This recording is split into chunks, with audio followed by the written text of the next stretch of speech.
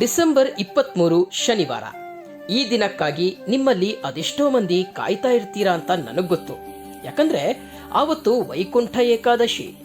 ಈ ದಿನ ಸಾಕ್ಷಾತ್ ಶ್ರೀಮನ್ನಾರಾಯಣ ತನ್ನ ಭಕ್ತರಿಗೋಸ್ಕರವೇ ವಿಶೇಷ ದರ್ಶನ ಕೊಟ್ಟು ಅವರ ಮನೋಕಾಮನೆಗಳನ್ನು ಈಡೇರಿಸಲು ಮುಂದಾಗ್ತಾನೆ. ಅವತ್ತು ಇಡೀ ದಿನ ಮಹಾವಿಷ್ಣು ದೇವಾಲಯಗಳಲ್ಲಿ ವಿಶೇಷ ಪೂಜೆ, ಪುನಸ್ಕಾರ, ಅಲಂಕಾರ, ಅನ್ನದಾನ ಕಾರ್ಯಕ್ರಮಗಳು ನಡೀತಾ ಇರುತ್ತೆ. ಹೀಗೆ ವರ್ಷದಲ್ಲಿ ಬರುವ 24 ಏಕಾದಶಿಗಳ ಪೈಕಿ ಬಹಳ ವಿಶೇಷ ಅನಿಸಿರೋ ವೈಕುಂಠ ಏಕಾದಶಿ ಅಥವಾ ಮುಕ್ಕೋಟಿ ಏಕಾದಶಿ ಅಂತ ಕರೆಯೋ ಈ ದಿನವನ್ನ ಹೇಗೆ ಆಚರಿಸಬೇಕು, ನಮ್ಮ ರಾಜ್ಯದಲ್ಲಿ ಯಾವ ವಿಷ್ಣು ಕ್ಷೇತ್ರಗಳಿಗೆ ಹೋದ್ರೆ ಫಲ ಜಾಸ್ತಿ ಅನ್ನೋದ್ರ ಬಗ್ಗೆ ಈ ವಿಡಿಯೋದಲ್ಲಿ ಹೇಳ್ತೀನಿ. ಸ್ನೇಹಿತರೆ, ವೆಲ್ಕಮ್ ಟು ಯಾತ್ರಿ ಎಪಿಸೋಡ್. ನೀವಿನ್ನೂ ನಮ್ಮ ಯಾತ್ರಿ ಎಪಿಸೋಡ್ ಚಾನಲ್ಗೆ ಸಬ್ಸ್ಕ್ರೈಬ್ ಆಗಿಲ್ಲ ಅಂದ್ರೆ ಈಗಲೇ ಆಗಿ. ಮುಂಬರುವ ವಿಡಿಯೋಗಳ ಅಪ್ಡೇಟ್ಗೆ ಬೆಲ್ ಐಕಾನ್ ಒತ್ತಿ. ಈಗ ವಿಡಿಯೋ ಸ್ಟಾರ್ಟ್ ಮಾಡೋಣ.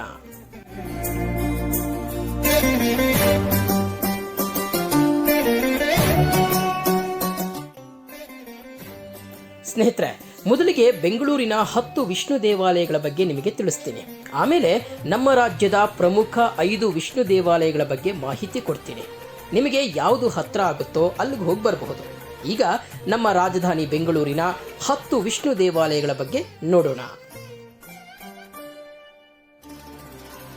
ಶ್ರೀದೇವಿ ಭೂದೇವಿ ಸಮೇತ ಚೊಕ್ಕನಾಥ ದೇವಾಲಯ, ದೊಮ್ಮಲೂರು. ಬೆಂಗಳೂರಿನ ಪುರಾತನ ದೇವಾಲಯಗಳ ಪೈಕಿ ಚೊಕ್ಕನಾಥ ದೇವಾಲಯ ಪ್ರಮುಖ ಸ್ಥಾನದಲ್ಲಿ ನಿಲ್ಲುತ್ತೆ. ಓಲ್ಡ್ ಏರ್ಪೋರ್ಟ್ ರಸ್ತೆಯ ದೊಮ್ಲೂರಲ್ಲಿ ಈ ದೇವಾಲಯ ಇದೆ. 8ರಿಂದ 9ನೇ ಶತಮಾನಕ್ಕೆ ಸೇರಿರೋ ಈ ಆಲಯದಲ್ಲಿ ಮಹಾವಿಷ್ಣು ಶ್ರೀದೇವಿ ಭೂದೇವಿ ಸಮೇತ ದರ್ಶನ ಕೊಡ್ತಾನೆ. ಸಂಪೂರ್ಣವಾಗಿ ಕಲ್ಲಿನಿಂದಲೇ ನಿರ್ಮಾಣವಾಗಿರೋ ದೇವಾಲಯ ನೋಡಲು ಬಹಳ ಸುಂದರವಾಗಿದೆ. ಸ್ನೇಹಿತರೆ, ದೊಮ್ಲೂರಿಗೆ ಮೆಜೆಸ್ಟಿಕ್, ಕೆಆರ್ ಮಾರುಕಟ್ಟೆ, ಶಿವಾಜಿನಗರ, ಶಾಂತಿನಗರ, ಬನಶಂಕರಿಯಿಂದ BMTC ಬಸ್ ಡೈರೆಕ್ಟ್ ಆಗೇ ಇದೆ. ಇಲ್ಲಿಗೆ ತಲುಪುವುದು ಬಹಳ ಈಸಿ. ರಾಧಾಕೃಷ್ಣ ಆಲಯ, ಇಸ್ಕಾನ್, ರಾಜಾಜಿನಗರ. ಸ್ನೇಹಿತರೆ, ಈ ದೇವಾಲಯ ನಿಮ್ಮಲ್ಲಿ ಬಹುತೇಕ ಮಂದಿಗೆ ಗೊತ್ತಿರುತ್ತೆ ಮತ್ತು ಇಲ್ಲಿಗೆ ಹೋಗೇ ಇರ್ತೀರಾ. ರಾಜಾಜಿನಗರದ ಕಾರ್ಡ್ ರೋಡಲ್ಲಿರುವ ಈ ದೇವಾಲಯ ವಿಶ್ವದ ಅತಿ ದೊಡ್ಡ ಕೃಷ್ಣನ ದೇವಾಲಯವಾಗಿದೆ. ಹರೇ ಕೃಷ್ಣ ಹಿಲ್ ಮೇಲೆ ನಿರ್ಮಾಣವಾಗಿರೋ ಈ ದೇವಾಲಯ ಬೆಂಗಳೂರಿನ ಒನ್ ಆಫ್ ದ ಟೂರಿಸ್ಟ್ ಪ್ಲೇಸ್ಗಳಲ್ಲಿ ಒಂದು. ಇಲ್ಲಿಗೆ ತಲುಪೋದಿಕ್ಕೆ ಮೆಜೆಸ್ಟಿಕ್, ಕೆಆರ್ ಮಾರುಕಟ್ಟೆ, ರಾಜಾಜಿನಗರ, ವಿಜಯನಗರ, ಬನಶಂಕರಿ ಸೇರಿದಂತೆ ಪ್ರಮುಖ ಬಸ್ ಸ್ಟೇಷನ್ಸ್ ಇಂದ BMTC ಬಸ್ಗಳ ಲಭ್ಯವಿದೆ. ಅಲ್ಲದೆ ಮಹಾಲಕ್ಷ್ಮಿ ಲೇಔಟ್ ಮೆಟ್ರೋ ನಿಲ್ದಾಣ ಇಸ್ಕಾನ್ನ ಹತ್ರದ ಮೆಟ್ರೋ ಸ್ಟೇಷನ್ ಆಗಿದೆ.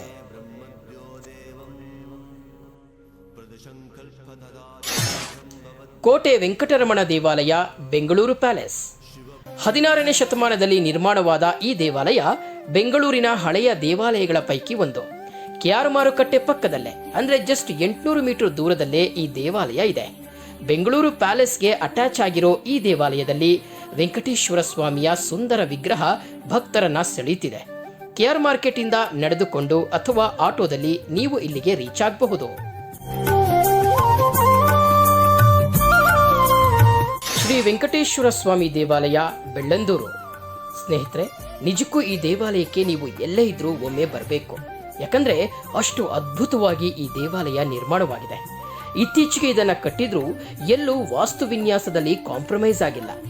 ವೆಂಕಟೇಶ್ವರ ಸ್ವಾಮಿಗಾಗಿಯೇ ನಿರ್ಮಿಸಿರೋ ಈ ಮಂದಿರ ಬೆಂಗಳೂರಿನ ಬೆಳ್ಳಂದೂರಿನಲ್ಲಿದೆ. ಇಲ್ಲಿಗೆ ತಲುಪೋದಿಕ್ಕೆ ಮೆಜೆಸ್ಟಿಕ್ ಮತ್ತು ಕೆಆರ್ ಮಾರುಕಟ್ಟೆಯಿಂದ BMTC ಬಸ್ ನಂಬರ್ 341, 341D ಹತ್ತಬಹುದು. ಬೆಳ್ಳಂದೂರು ಬಸ್ ಸ್ಟ್ಯಾಂಡ್ ಇಂದ ಆಟೋಲಿ ಈ ಟೆಂಪಲ್ಗೆ ರೀಚ್ ಆಗಬಹುದು. ಶ್ರೀ ಪ್ರಸನ್ನ ವೆಂಕಟರಮಣ ದೇವಾಲಯ, KR ಪುರ. ಸ್ನೇಹಿತರೆ, ಈ ದೇವಾಲಯವನ್ನ ಕೋಟೆ ವೆಂಕಟರಮಣ ದೇವಾಲಯ ಅಂತಲೂ ಕರೀತಾರೆ. ಬೆಂಗಳೂರಿನ KR ಪುರದ ನಡುವಲ್ಲೇ ಈ ಮಂದಿರ ಇದೆ. KR ಪುರ ಮೇನ್ ಬಸ್ ಸ್ಟ್ಯಾಂಡ್ ಮತ್ತು KR ಪುರ ಮಾರ್ಕೆಟ್ ಇಂದ ಕೂಗಳತೆ ದೂರದಲ್ಲೇ ಈ ಮಂದಿರ ಕಣ್ಣಿಗೆ ಕಾಣುತ್ತೆ. KR ಪುರ ಪೊಲೀಸ್ ಸ್ಟೇಷನ್ ರಸ್ತೆಯ ಎಂಡಲ್ಲಿ ಈ ದೇವಸ್ಥಾನವಿದ್ದು ಸುಮಾರು 130 ವರ್ಷಗಳ ಹಳೆಯ ಆಲಯವಾಗಿದೆ.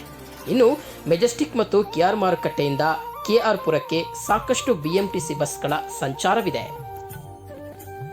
TTD temple, Malleshwara. ತಿರುಮಲ ತಿರುಪತಿ ದೇವಸ್ಥಾನಂ ಕಡೆಯವರು ಬೆಂಗಳೂರಿನ ಮಲ್ಲೇಶ್ವರದ ವಯ್ಯಾಲಿಕಾವಲ್ನಲ್ಲಿ ನಿರ್ಮಿಸಿರೋ ದೇವಾಲಯವೇ ಈ TTD ವೆಂಕಟೇಶ್ವರ ದೇವಾಲಯ. ಪ್ರತಿ ವೈಕುಂಠ ಏಕಾದಶಿಯ ಸಂದರ್ಭದಲ್ಲಿ ಇಲ್ಲಿಗೆ ಹೆಚ್ಚಿನ ಸಂಖ್ಯೆಯ ಜನರು ಭೇಟಿ ಕೊಟ್ಟು ದೇವರ ದರ್ಶನ ಪಡೆಯುತ್ತಾರೆ. ತಿರುಪತಿಯಲ್ಲಿ ನಡೆಯುವ ಪೂಜಾ ವಿಧಾನದಂತೆ ಇಲ್ಲಿಯೂ ದೇವರಿಗೆ ಪೂಜೆಗಳು ನಡೆಯುತ್ತೆ. ಮಲ್ಲೇಶ್ವರದ 18ನೇ ಕ್ರಾಸ್ನ ಕಾಡು ಮಲ್ಲೇಶ್ವರ ದೇವಾಲಯ ಮತ್ತು ಈ ಮಂದಿರ ಬಹಳ ಸಮೀಪದಲ್ಲೇ ಇದೆ. ಈ ಮಂದಿರಕ್ಕೆ ಮೆಜೆಸ್ಟಿಕ್ಕಿಂದ BMTC ಬಸ್ಗಳ ಸಂಚಾರ ಸಾಕಷ್ಟಿದ್ದು ಈಸಿಯಾಗಿ ರೀಚ್ ಆಗಬಹುದು. ಚಂಪಕಧಾಮ ಸ್ವಾಮಿ ದೇವಾಲಯ, ಬನ್ನೇರುಘಟ್ಟ. ಸ್ನೇಹಿತರೆ, ಇದು ಸಹ ಬೆಂಗಳೂರಿನ ವ್ಯಾಪ್ತಿಯ ಹಳೆಯ ದೇವಾಲಯಗಳ ಸಾಲಿಗೆ ಸೇರುತ್ತೆ. ಸುಮಾರು 12ನೇ ಶತಮಾನದ ದೇವಾಲಯ ಇದಾಗಿದ್ದು, ಇಲ್ಲಿ ಮಹಾವಿಷ್ಣು ಶ್ರೀದೇವಿ ಭೂದೇವಿ ಸಮೇತ ಚಂಪಕಧಾಮ ಸ್ವಾಮಿ ಹೆಸರಿನಲ್ಲಿ ನೆಲೆಸಿದ್ದಾನೆ. ಬನ್ನೇರುಘಟ್ಟ ಝೂ ಸಮೀಪದಲ್ಲೇ ಈ ಐತಿಹಾಸಿಕ ದೇವಾಲಯ ಇದ್ದು, ಮಂದಿರದ ಹಿಂಭಾಗದಲ್ಲಿ ಬನ್ನೇರುಘಟ್ಟ ಬೆಟ್ಟವೂ ಇದೆ. ಬೆಟ್ಟದ ಮೇಲೆ ನರಸಿಂಹಸ್ವಾಮಿ ದೇವಾಲಯವನ್ನ ಇತ್ತೀಚೆಗೆ ನಿರ್ಮಿಸಲಾಗಿದೆ.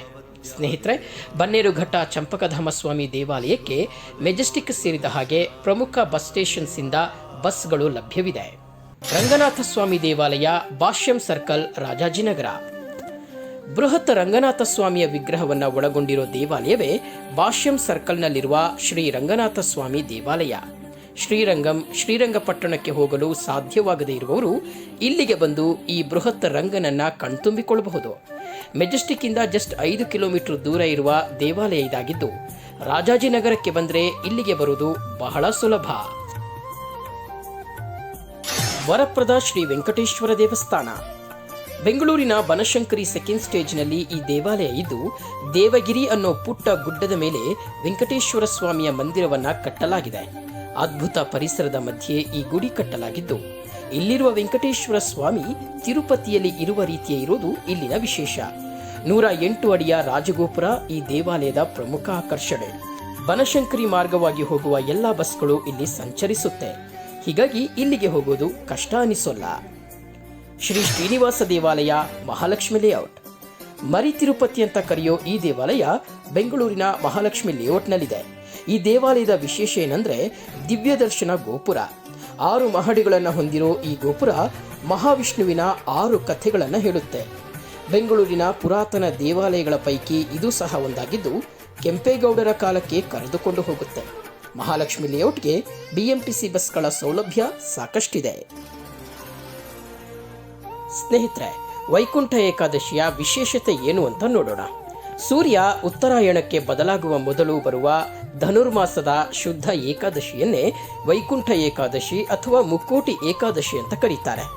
ಸೂರ್ಯನು ಧನುಸ್ಸು ರಾಶಿನಲ್ಲಿ ಪ್ರವೇಶಿಸಿದ ಮುಕ್ಕೋಟಿ ಏಕಾದಶಿಯ ದಿನದಂದು ಉಪವಾಸವಿದ್ರೆ ವರ್ಷದಲ್ಲಿ ಉಳಿದ 23 ಏಕಾದಶಿಗಳಲ್ಲಿ ಉಪವಾಸವಿದ್ದಂತೆ ಅನ್ನುವ ನಂಬಿಕೆ ಇದೆ. ಹೀಗಾಗಿ ಇದಕ್ಕೆ ಇಷ್ಟು ಮಹತ್ವವಿದೆ. ಸ್ನೇಹಿತರೆ, ಈಗ ರಾಜ್ಯದ 5 ಪ್ರಮುಖ ವಿಷ್ಣು ದೇವಾಲಯಗಳು ಯಾವುದು ಅಂತ ನೋಡೋಣ. ರಂಗನಾಥ ಸ್ವಾಮಿ ದೇವಾಲಯ, ಶ್ರೀರಂಗಪಟ್ಟಣ, ಮಂಡ್ಯ ಜಿಲ್ಲೆ. ಚೆಲುವನಾರಾಯಣ ಸ್ವಾಮಿ ದೇವಾಲಯ, ಮೇಲುಕೋಟೆ, ಮಂಡ್ಯ ಜಿಲ್ಲೆ.